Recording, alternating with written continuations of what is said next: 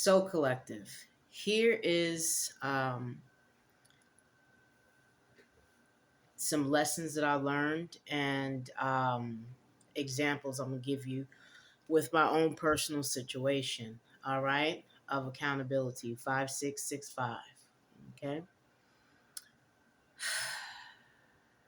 Accountability is when you're able to look yourself in the mirror and realize that the change that you want to see in others and in this world has to start with you. And I'd be a hypocrite if I was to come over here and point the finger, because three are pointing back at me. So, example, I'm going to give you two examples. One was my grandmother. Um, I used to get drunk a lot and call my grandmother and, speak to her in a temperament that was rude and nasty. Not all the time. Sometimes it'd be emotionally deep or over the deep end. And then sometimes it'd be over the deep end because all I could see at that time was my anger, my rage, my pain, and trying to get others to feel me, to see me, to understand me, to hear me, and what I was looking for at that time. And my grandmother not only informed me about how she doesn't like alcoholics or drunkards or people who are in that state of inebriation, she also followed it with a story of her past, which I heard and I understood. Yet and still, I called her because when you are in an inebriated state, you are not necessarily in your right mind. Even after in that intoxicated state, after she had expressed to me, that's not what she is interested in having a conversation with me when I am like that.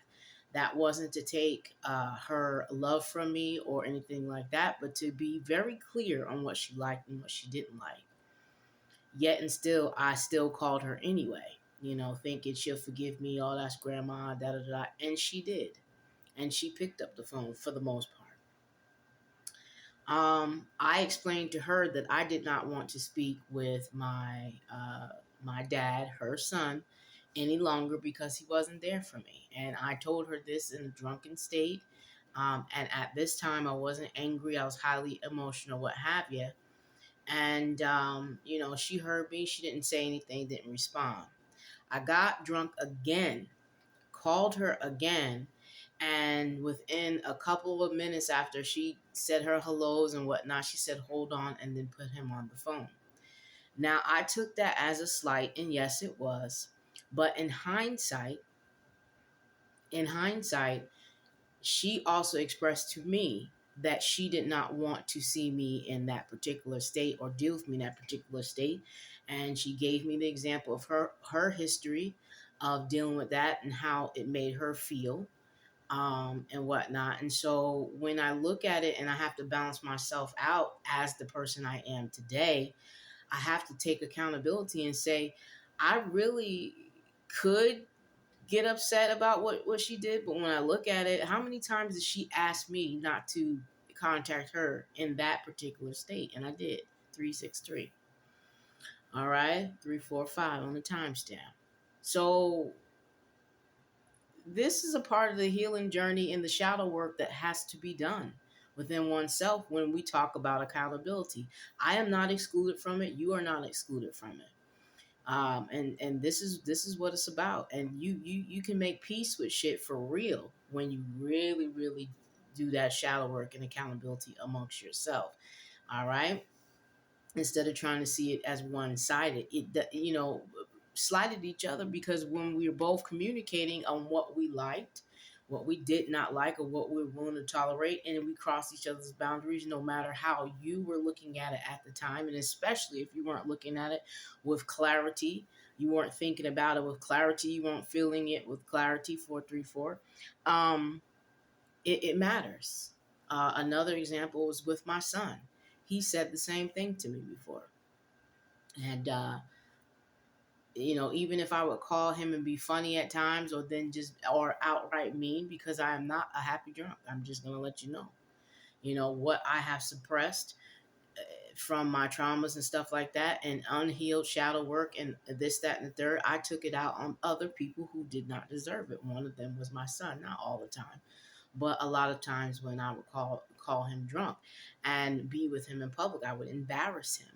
Okay, I would embarrass myself with how I carried myself. And he told me, I love you, but this is embarrassing. I don't like it when you're like this. And yet and still, because I had not gotten my alcoholism under control, I still did that. So when he decided to distance himself from me in those behaviors, at the time I was just angry, even though I knew what he said. I felt like because I had that title of mom, I was entitled to his time, energy, and attention. That was false. Okay. At the time, I couldn't see it. I can see it now. I can see how it affected him even more so now. And even then, because of my addiction, I did not care who it affected. I was thinking about how I got hurt and what happened to me, but I wasn't seeing how I was bleeding on people who didn't cut me, how I was bleeding, how I was treating others who didn't deserve to be treated that way, regardless if they were perfect or not, and or hurt me. I wasn't at that particular state of emotional maturity and clarity of and a cognitive awareness of my own behaviors. Okay. And even when I did not care. My addiction came before, which a lot of people's addictions come before anything else, any kind of sense or logic.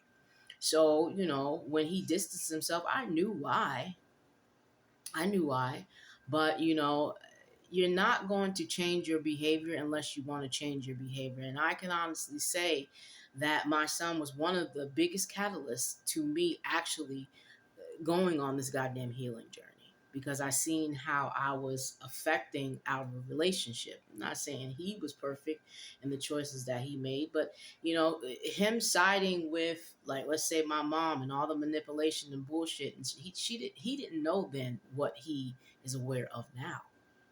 So when she came with the bullshit and he couldn't see it, all he saw was a comforting wise person who had the same whatever, and that's a whole nother video. But the point of the matter is that it's very hard to look at yourself. Okay, 7 8, we're going straight, we're going where we're supposed to be, on the right path. It's very hard to look at yourself and the mistakes that you've made and take accountability, but it's necessary for this healing journey. So this is just some examples of me taking accountability and being self-aware on how my behaviors affected others as well as myself, my life, and my personal relationships, and how I look at them now in order to have balance and peace with it. And hopefully, with the forgiveness that I'm giving myself, they do for me as well, regardless if we're ever going to be in contact again in life, or our relationship will never be the same. The fact of the matter is, what I did not see then, I see now, because I looked at myself in the mirror. Ashe.